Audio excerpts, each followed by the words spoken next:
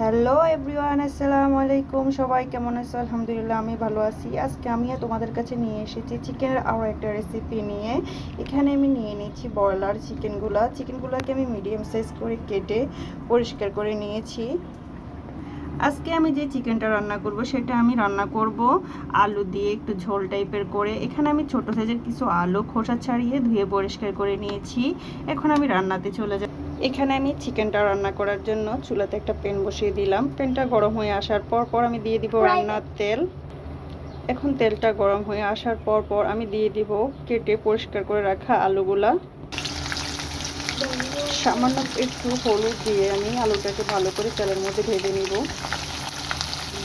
এখন আমি আলুটাকে ভালো করে নেড়ে ছেড়ে ভেজে নিব। এই তো আলুগুলা প্রায় ভাজা হয়ে গেছে। এখন আলুগুলাকে আমি তুলে নিব। এই তো আলুগুলাকে আমি একটু ভেজে তারপরে তুলে নিলাম। এখন আমি আলু ভাজা তেলটুকুর মধ্যেই দিয়ে দিব কয়েকটা আস্ত গরম মশলা। গরম মশলাটাকে হালকা একটু ভেজেই তারপর দিয়ে দিব পেঁয়াজ কুচি। এখন পেঁয়াজটাকে ভালো করে নেড়ে ছেড়ে তেলের মধ্যে বেরেস্তা করে নিব।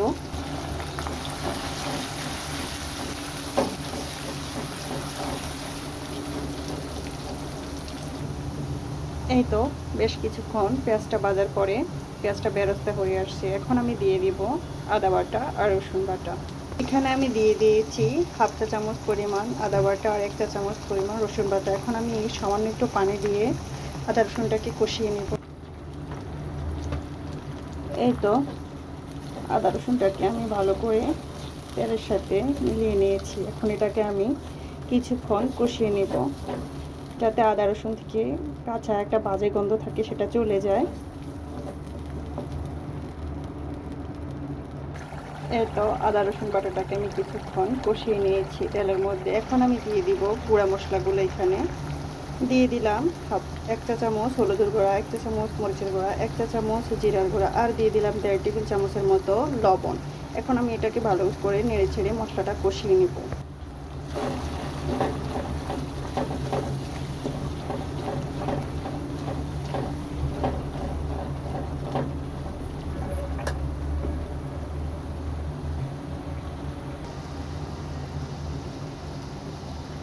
এই তো কিছুক্ষণ কষানো হয়ে গেছে। এখন আমি এটার মধ্যে আরও একটু পানি অ্যাড করে মশলাটাকে আরও কিছুক্ষণ ভুনিয়ে নিব।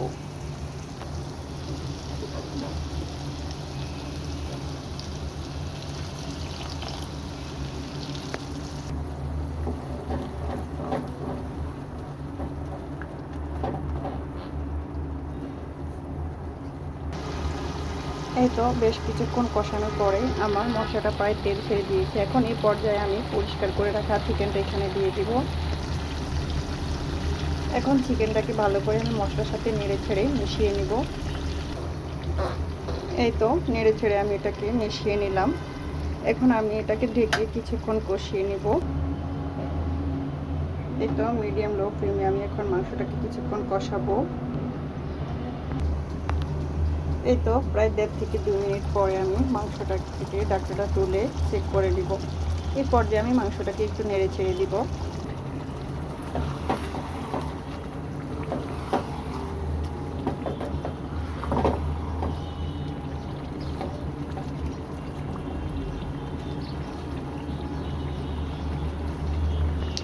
এই তো নেড়ে ছেড়ে নিলাম। এখন আমি এটাকে আবারও ঢেকে দিব প্রায় 8 থেকে 10 মিনিটের মতো রেখে তারপরে রান্না করে নিব। এই তো প্রায় 8 থেকে 10 মিনিট পর আমি ঢাকনাটা তুলে মাংসটা চেক করে নিব। এর মাঝে আমি ঢাকনাটা তুলে দুবার মাংসটাকে নেড়ে ছেড়ে দিয়েছি। এখন এই পর্যায়ে আমি এটার মধ্যে দিয়ে দিব টমেটো কুচি।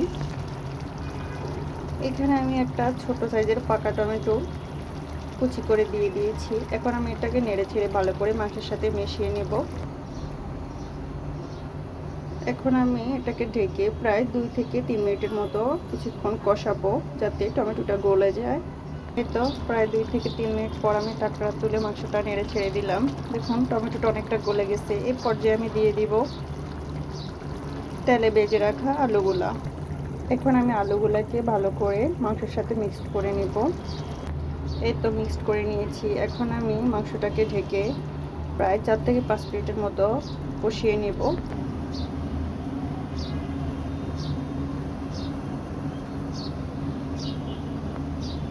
তো 2 থেকে 3 মিনিট কষানো হয়ে গেছে। এখন আমি এটার মধ্যে দিয়ে দিব গরম মশলার গুঁড়া। দিয়ে দিলাম হাফ চা চামচের থেকে একটু কম গরম মশলার গুঁড়া। এখন এটাকে নেড়ে ছেড়ে ভালো করে মশলার সাথে কষিয়ে নেব। এই তো আমি গরম মশলাটাকে নেড়ে ছেড়ে ভালো করে মশলার সাথে মাংসের সাথে মিশিয়ে নিয়েছি। এখন আমি এটাকে আরও 2 মিনিট কষাবো ঢাকনা দিয়ে।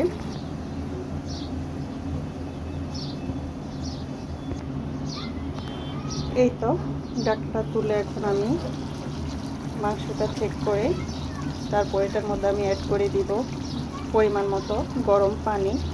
এই তো দিয়ে দিলাম গরম পানি। এখন আমি এটাকে প্রায় 10 থেকে 15 মিনিট মিডিয়াম হাইটে রান্না করে নিব।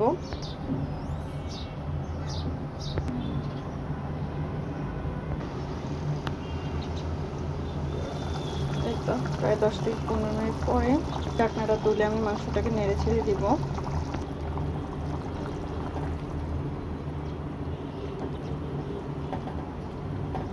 এ পর্যায়ে আমি অ্যাড করে দিব কয়েকটা আস্ত কাঁচামরিচ।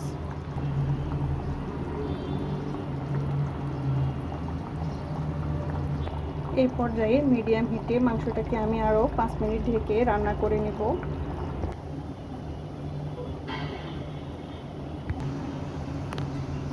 এই তো আমার রান্না প্রায় শেষের দিকে। এ পর্যায়ে আমি চুলাটা বন্ধ করে দিব।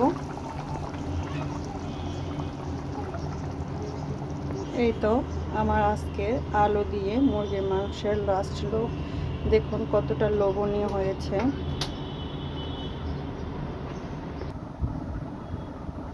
আমার আজকের এই মুরগির মাংস দিয়ে ছোট আলুর ঝোল কেমন হয়েছে আপনারা সবাই অবশ্যই কমেন্টস করে জানাবেন আর লাইক দিয়ে যাবেন। আপনাদের এক একটা লাইক আমাকে আরও একটা ভিডিও বানাতে উৎসাহিত করে। আর আমার চ্যানেলটা যারা যারা সাবস্ক্রাইব করেছে তাদের সকলকে ধন্যবাদ। আর যারা এখনও সাবস্ক্রাইব করো নাই তারা প্লিজ আমার চ্যানেলটাকে সাবস্ক্রাইব করে ফলো দিয়ে যাবে। এতক্ষণ থেকে আমার ভিডিও দেখার জন্য সকলকে ধন্যবাদ। সবাই সুস্থ থাকবেন, ভালো থাকবেন আর আমার জন্য দোয়া করবেন। আল্লাহ হাফেজ।